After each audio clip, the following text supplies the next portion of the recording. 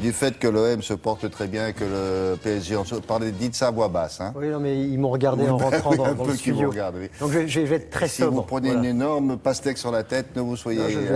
Je suis au courant qu'il va arriver. Allons-y donc. Football, Ligue 1, c'était la 12e journée et l'OM qui renoue avec la victoire après 2 défaites consécutives. L'OM qui est leader, qui conserve sa place de leader devant le PSG et Lyon. Le PSG que l'OM retrouvera dimanche prochain. Regardez ce qui s'est passé. Marseille donc accueillait Lens, stade Vélodrome.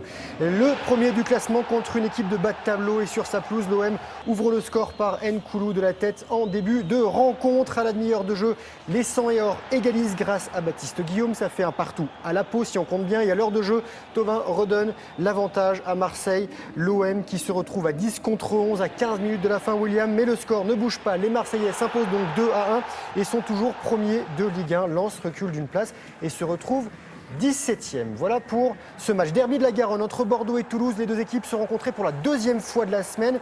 Après sa victoire en Coupe de la Ligue, Bordeaux bat encore Toulouse en championnat. Il faut attendre la 2e période pour voir des buts grâce à Planus et Roland. Les Girondins mènent 2-0 et à 20 minutes de la fin, c'est Pezic qui réduit le score pour Toulouse. Mais c'est bien Bordeaux qui s'impose donc 2-1. Bordeaux 4e, Toulouse 14e. Et pour être complet en foot, William, Nantes et Rennes se sont quittés sur un match nul. Le Breton Enrique marque le premier et son coéquipier Sylvain Armand marque, mais du mauvais côté. Donc voilà, ils ont marqué 2 buts, mais ce n'est pas du bon côté. Parfois, il faut savoir où on marque. Et ça fait Nantes 6e et Rennes est 11e. Voilà pour le football. Bon, qu'est-ce qu'on a d'autre? Du tennis avec Novak Djokovic qui est certainement le meilleur en ce moment et surtout qui va certainement conserver sa place de numéro 1 qui était convoité par Federer. Il a gagné le Masters 1000 de Paris-Bercy. Regardez avec un très beau trophée en forme d'arbre Novak Djokovic. Sauf le 47e, non, il faut le mettre sur la cheminée. C'est son 47e sur la cheminée. 47e trophée de sa carrière. Et il était bien le patron hier. Il a dominé Milos Raonic 6-2, 6-3 en moins d'1h30. Djokovic 1m88, 80 kg. N'a fait qu'une bouchée du Canadien 1m96. 90 kg.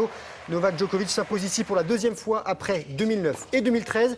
Il va prendre quelques jours de repos avec son petit garçon Stephen, 13 jours avant de s'attaquer au Masters de Londres, le dernier rendez-vous de l'année dont il est le double tenant du titre. Du handball, le gardien des Bleus, Thierry Omeyer, s'est offert un beau cadeau le jour de son 38e anniversaire. C'est son premier but en équipe de France. Si la France, championne d'Europe en titre, bat la Suisse 33 à 24. C'était à Bâle en Suisse. C'était la 2e journée de qualification pour l'Euro 2016. C'est plutôt sympa. C'est pas son premier but en tant que gardien. Il a déjà marqué des buts en club. Là, c'était le premier qui est l'équipe de France. En plus de son but à lui. Ah, oui. Ça, c'est le dernier match de Top 14. C'est la 10e journée. Toulon qui accueillait Grenoble.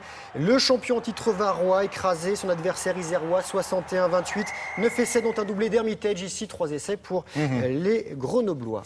Merci beaucoup. On passe au vidéorama. Vous allez voir, il s'agit d'extraits de 3 films. Pardon? Comment? Si? Oui. Il nous reste un petit sujet sport. A-t-on le temps? Un petit, pas court. Hein. C'est pas parce que j'avais compris qu'on n'avait pas le temps. Si, on l'a. Si, il a le temps, bon, c'est bien. Vous avez le temps. Vous voulez un beau chapeau?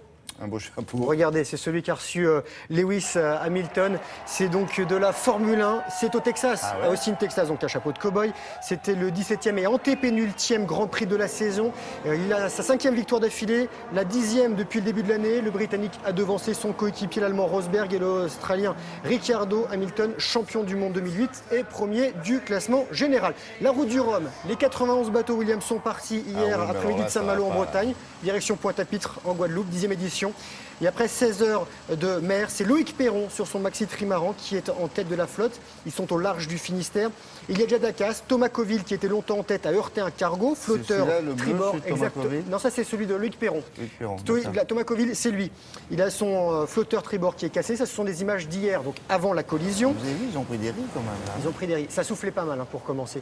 Il y a eu également le perchiste Jean Galfione qui lui a percuté une bouée avec son monocoque. Et il est en route vers Roscoff. Il va essayer de réparer. autre incident. On n'a pas les images. Non, on attend tout ça, on attend même des sons pour avoir des interviews. Et ça, c'est celui de Jean Galchion. Et il y a eu un garçon qui a également été élitreillé parce que son monocoque lui s'est retourné. On va terminer, William, avec une victoire française lors de la 3e épreuve de Coupe du Monde de saut d'obstacle à Lyon. Roger-Yves Bost, alias Bosti, champion d'Europe 2013, avec qui nous avions testé le jumping pour un tel matin le samedi, où j'avais été totalement ridicule parce que là, ils sont très hauts, ils sont à 1m60, moi j'étais à 20 cm. Hier, vous n'avez pas fait ça sur un poney. Coup de cœur des loges. Si, c'est un poney, un double poney. Voilà, il a fait un sans faute, il a gagné. Il a fini ? Il a fini, bon, ça y est. Je peux continuer. Allez-y. Il s'agit donc d'extraits de films.